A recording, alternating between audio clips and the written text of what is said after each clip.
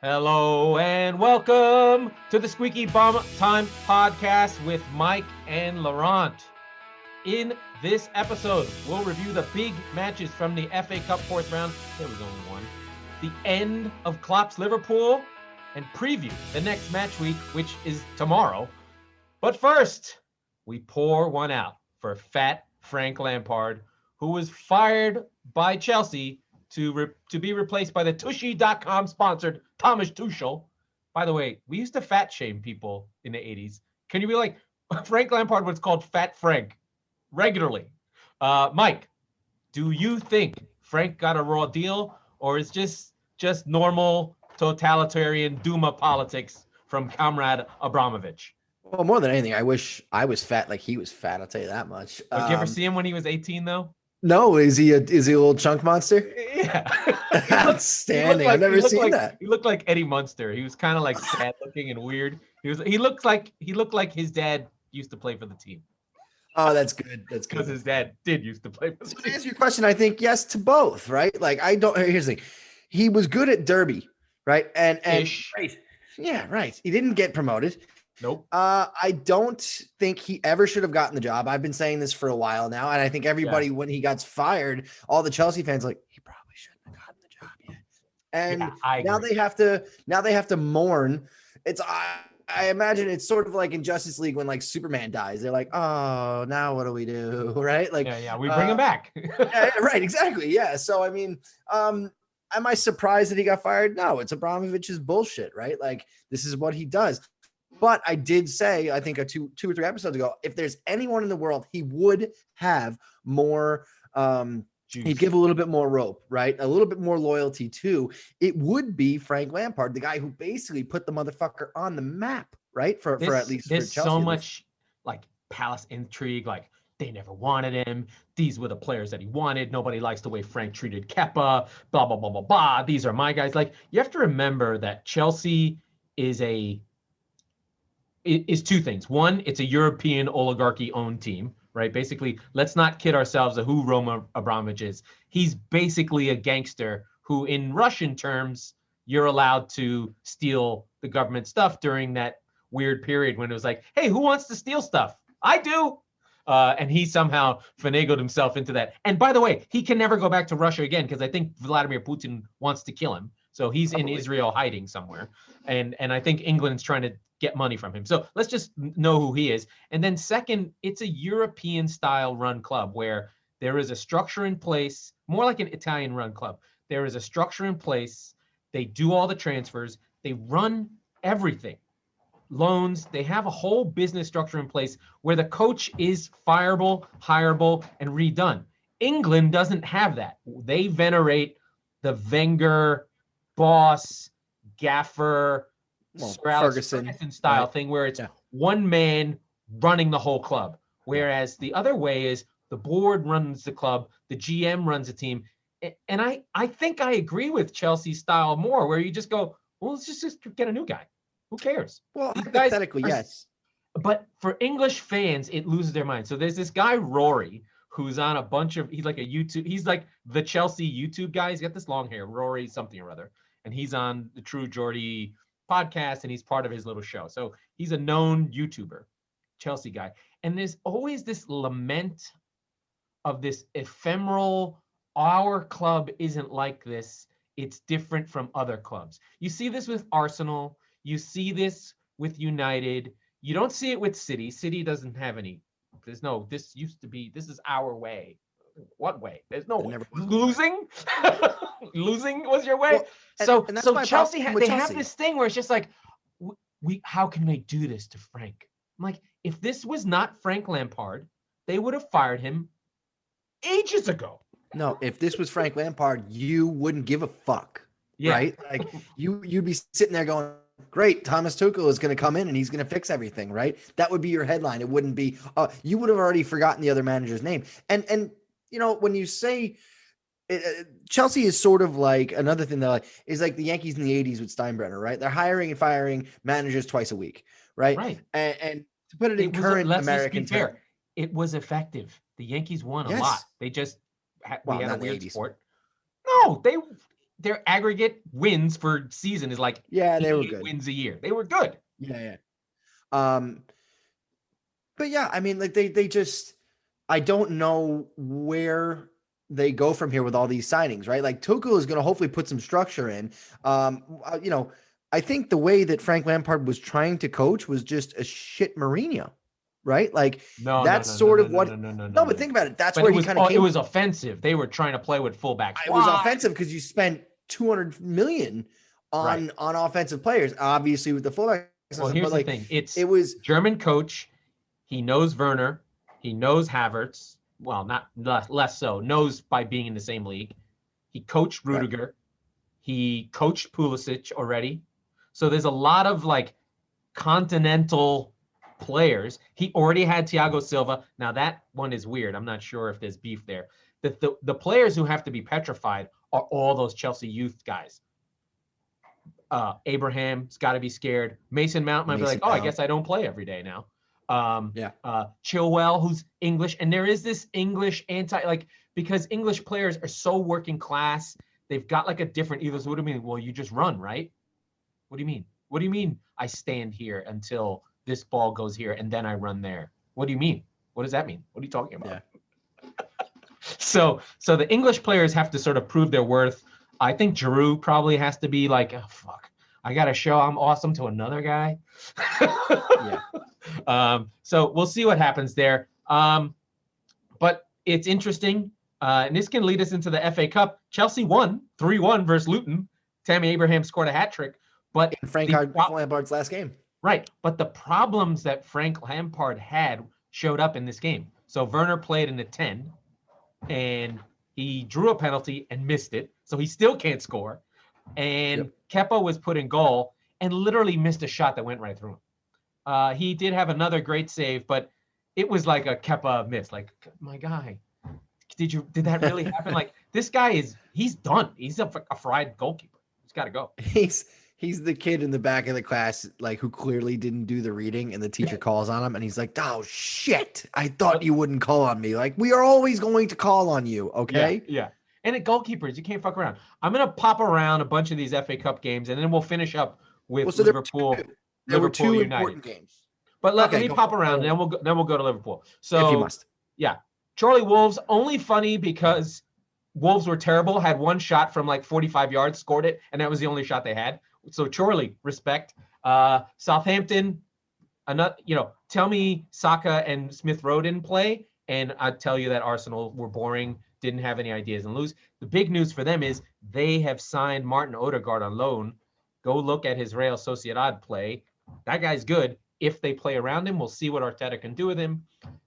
They signed him. Hold on real quick. Let's stop there. They signed him on a 6-month loan with 4 months left in the season, A. And B, there's no clause to buy. So great. Arsenal's going to get another 7 points out of this kid, and he's going to go back to Real Madrid, and I don't care. I don't think he's ever going to play for Real Madrid. I don't think they want him because he's got to replace Modric or Cruz. Like, those guys are fucking old. Yeah, but they're legends. Like, they're so it's really hard to replace that guy at 22 years old. Odegaard is his own story in and of itself. I'd love to cover it, but maybe if we have time.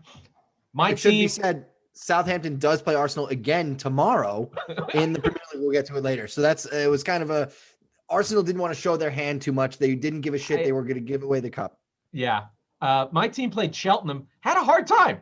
I was worried. It was 1-0 in the 80th minute. Then City just was like, are we really going to fucking lose to Cheltenham? And they said no. Phil Foden was fucking fantastic. City are in a little bit of trouble. Do play West Brom this week. KDB out 4-6 with a hammy. He's gonna miss a couple important games.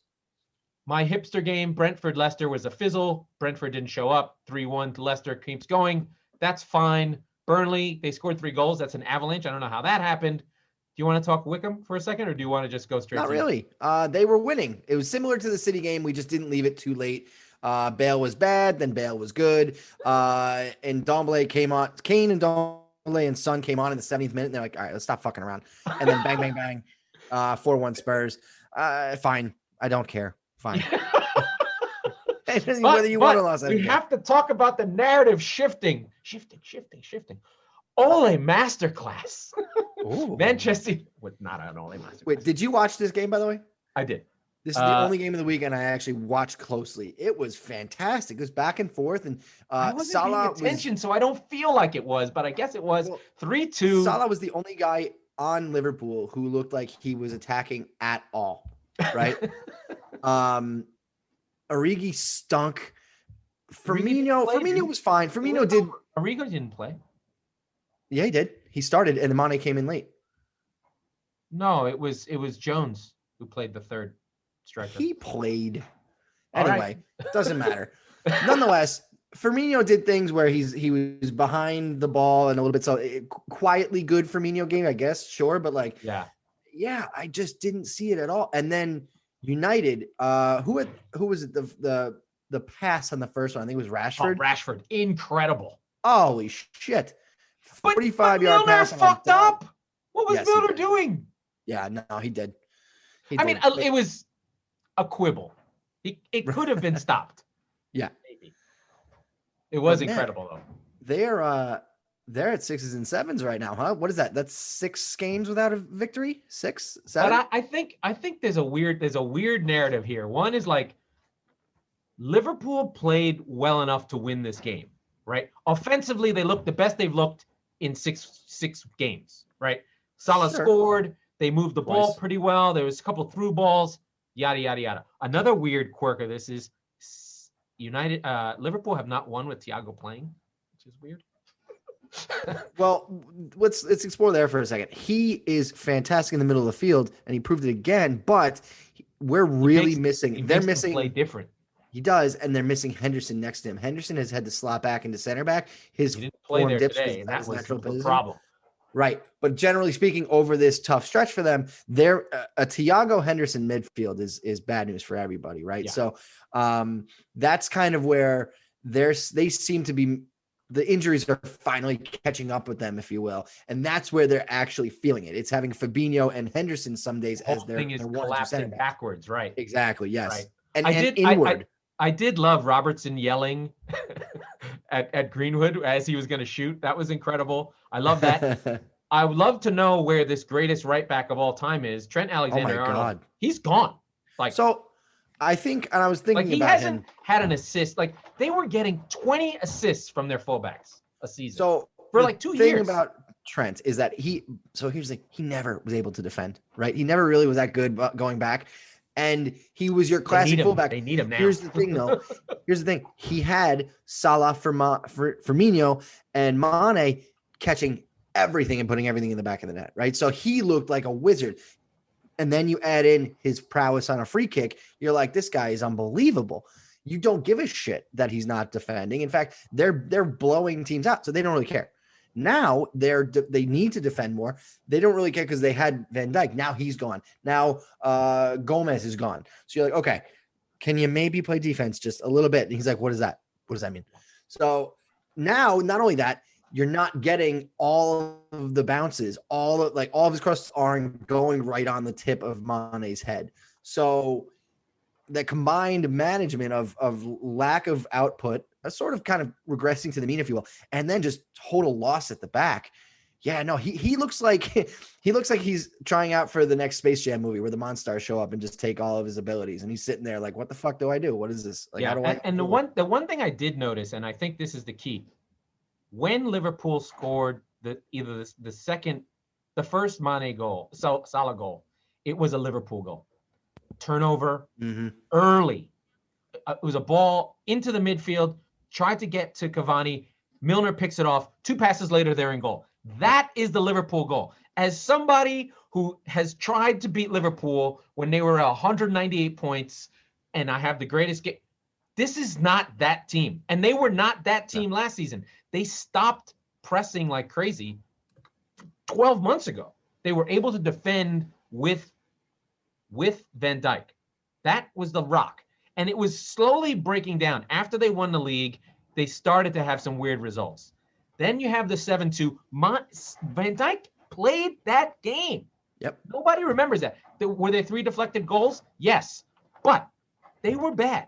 Right? They were abysmal. Right? I think we think that they played well and they hung on. They hung on for 2 months, really, right? But it's the attrition of like, we're not going to have Van Dijk ever. and no Matip is game time decision. He's got a bad back. Lovren, they were like, we don't need Lovren. We don't need to get a new center back. This kid, Reece Williams, got put out on his own, trying to defend. I mean, he was far away from like having backup behind him. Like, this is where, Fabinho,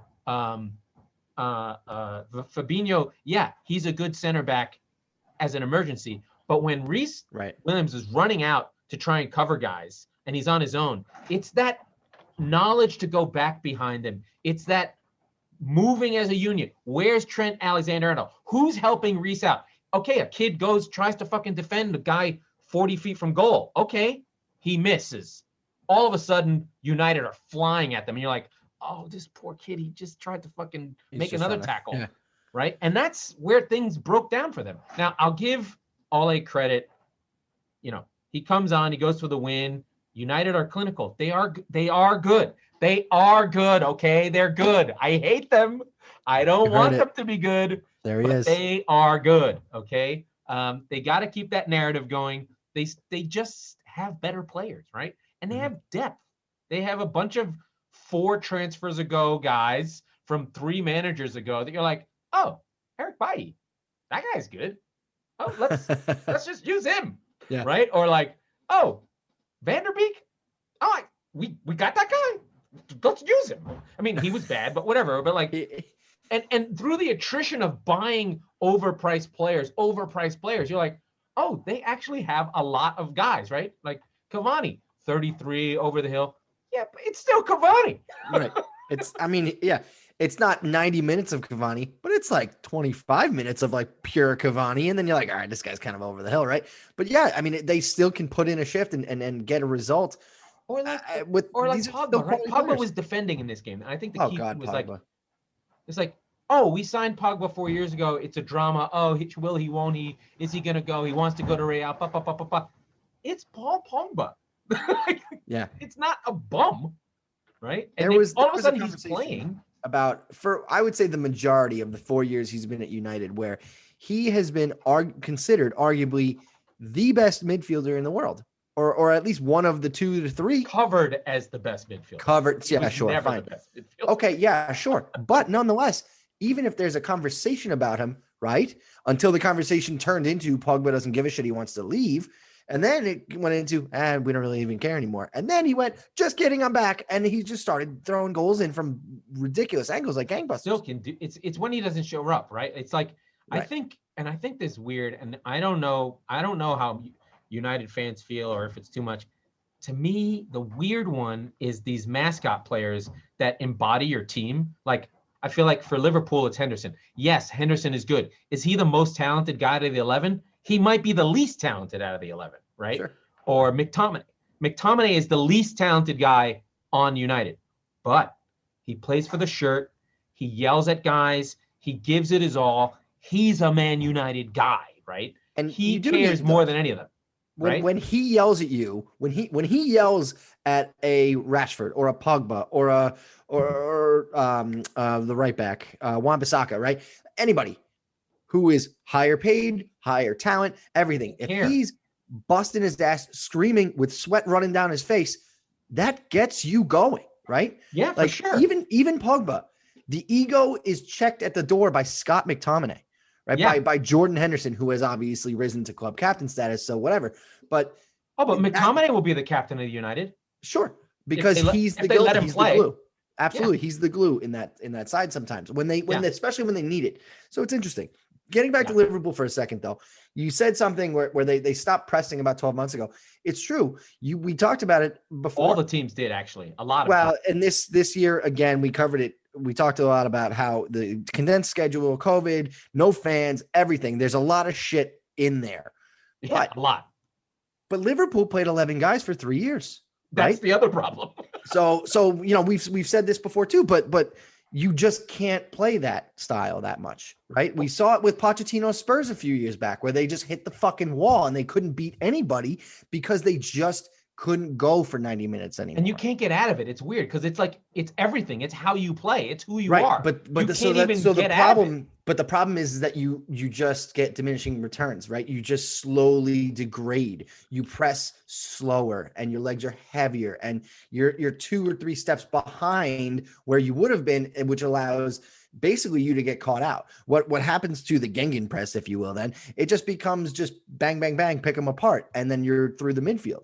So yeah, I mean, that's certainly a big part of it. That's certainly what's been happening here. We talked about it last week. They brought in Jota as that was going to make a difference. It was a huge difference, and he gets hurt. So because they were playing differently, right? Absolutely. But yeah, so that's another thing to think about with Liverpool, and they don't have any let up here, right? So I mean, they've got West Ham, so Spurs, West Ham, Brighton, City, and then Leicester. Bang, bang, all the way through Valentine's Day. Those are not easy. Like, none of those games are easy. Oh, shit. Leipzig and then Everton all the way through February 20th. That is a tough stretch. So you're looking at a team who's fourth, potentially fifth in the table after Thursday, playing 1, 2, 3, 4 of the teams directly related to them. Everton and West Ham right behind them. City, Tottenham, and Leicester. 2 of those 3 are ahead of them, right? So, yeah, it's a hell of a little gauntlet, and you throw in Leipzig in the Champions League, so it's a really, really tough stretch for them. They're kind of weak right now. You know what? They're gonna go at you, though. They will. They're not gonna sit back. Yeah. No, they're gonna force you to play the game, and they're gonna drain the shit out of you. So whoever's playing Liverpool the week after that might actually just beat them, right? Like, Everton, right? Like 4 days later. That's fun. Yeah. And then by the way, Everton's getting healthy. They're getting their guys. And after the second leg of the Champions League, they go to Wolves. So we should probably just look again. The fixtures come fast and furious. I feel like do you feel like Spurs are playing every other day? Yeah, sort of. I don't even want to watch them anymore sometimes. But yeah, I mean, I'm back in the mood for this one. I really am. I think because the Rangers are terrible? Oh God, they're unwatchable. But I'm actually rooting for them to lose this year for the lottery's sake again. Oh, but it's not important. This is important. I have a take. American sports are fucked up. We cannot have this tanking bullshit. I'm not disagreeing with that. But I had to watch college hockey for a while, and I'm a big Michigan fan, and they have 3 of the top 10 draft picks this year. All my Wolverines, they're sick, so I want one of those guys. That's why it's a homer tank, which is a very rare tank.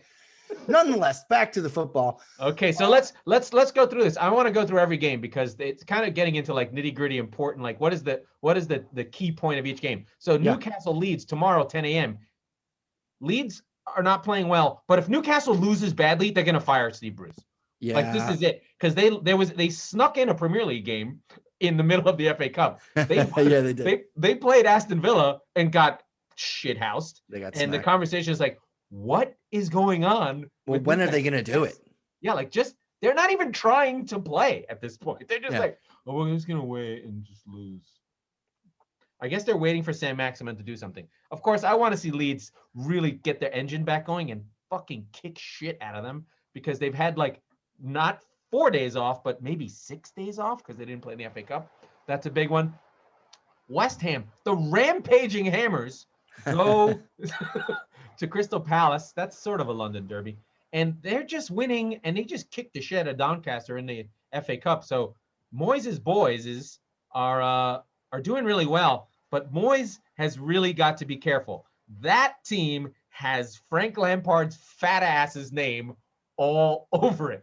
His dad used to play there, was the coach. He started his career there. He's from East London. Harry Redknapp was his coach there. There's a lot of West Ham and Lampard, and there's a lot of like, oh, the academy. Moyes is from Scotland. He's not our guy. The second that shit goes south, Lampard is gonna fucking stab Moyes in the back and try and steal that job. Do you think real quick he can get another Premier League job right now, or do you think he has to go back to the Championship or even lower? He will get the West Ham job. All right, I hope so. I hate West Ham, so that's fine with me.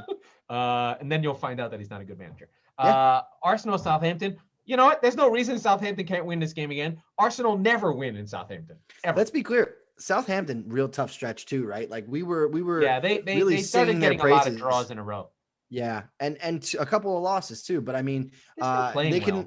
Well, look at this. I mean, granted, they've got a game in hand on Arsenal, but they're only 2 points ahead of them on, in 10th place on 29. So this is a game where you're like, okay, this is a haves or have nots sort of game. You're like, all right, we belong in that Europa League conversation, or we actually are just mid-table, and they are just mid-table because they've been getting lucky on their goal difference. No, I know, but this is a chance where you can go. You're even with Chelsea with a game in hand. You can go 3 clear of them, 3 clear of Villa, and regardless of games and whatever, you pull even with the West Hams and Evertons of the world. You're right in the Europa League conversation. It's gonna be a real fucking battle. There's a lot of the middle is fat this year. Right, exactly. Top is not strong, but the middle. Would you say it is Fat Frank? Yes, it's Fat Frank. West Brom City. This is a vengeance game. I expect City to fucking kick the teeth in of this shit Sam Allardyce shit show. I hope City put 5 past. Look at me. Swagger City is back. He's back. Go fucking kick the shit out of these clowns. Chelsea versus Wolves. This should be Tuchel's first game on Tushy.com. You can live stream it. Don't go to Tushy.com.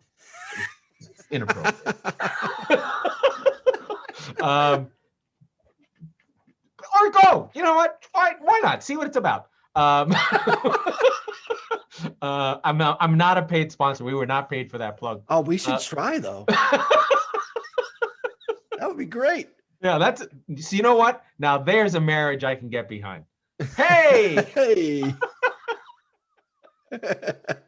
We'll see what Tuchel comes back with. He's gonna barely have been there. Villa versus Burnley. Ooh, this is a good one. This is like immovable object versus like up and coming, a style fight, 2 teams in form. Burnley playing well. We know about Aston Villa who played well against City but lost. And I think this should be a good one. I feel like Deutsch and Dean Smith will be like, fuck you. There'll be a little bit more because everyone hates Deutsch. So this. Well, wait, is Dean Smith has to miss this game, right? Because of the red card he got. He already got it. He missed it in the in the midweek. That's right. That game that they stuck in that we. This is your weekly version of good versus evil, right? Like I know, and let's hold on a second. Burnley, we are forever indebted to you for beating Liverpool at Anfield. That was amazing. We appreciate it. You're back to go fuck yourself mode. This is a fucking Highlander. There can only be one claret and blue, and it's not fucking Burnley. So let's go, Villa. We're done with your weird. West Ham and Aston Villa are the claret and blue teams. Burnley's been fucking this up for 4 years. Just get out. Too many. All right. But it is stylistically too. It is good versus evil, right? So let's hope Villa.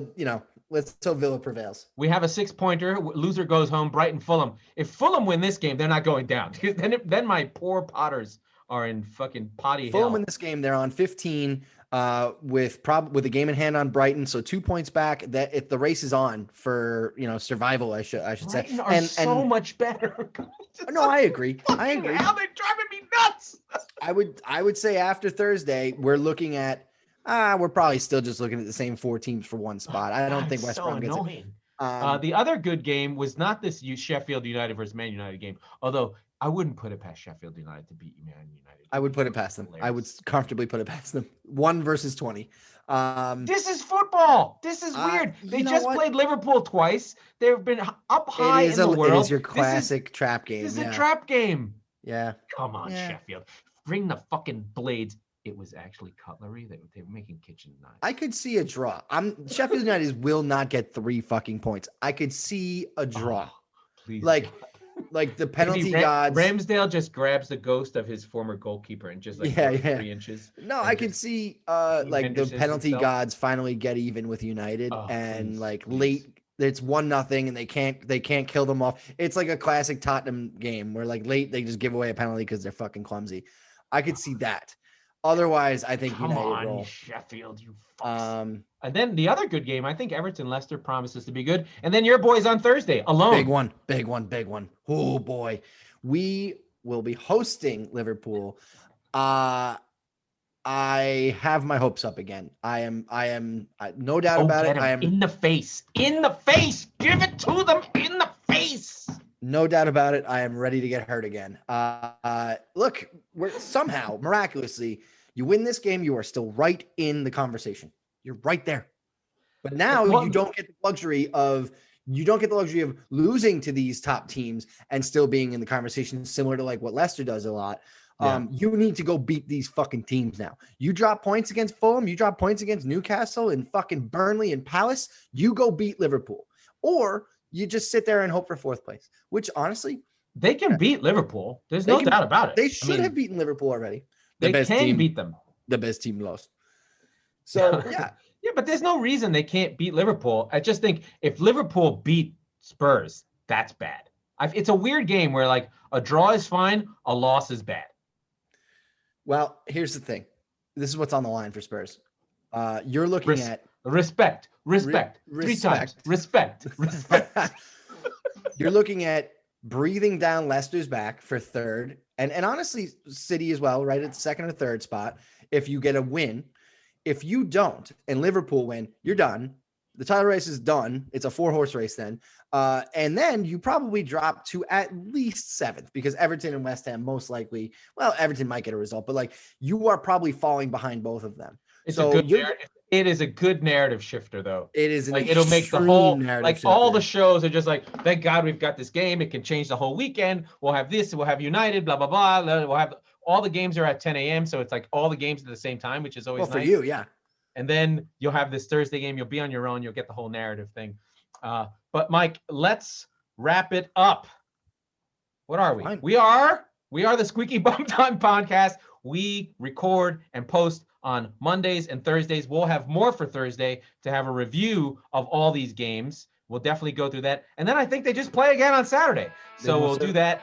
And we'll speak to you later. Oh, don't forget to rate, subscribe, and review. Because if you don't, you won't get the Tushy.com subscription. That's right. And Laurent's going to kill himself. So this is on you guys. Blood is on your hands.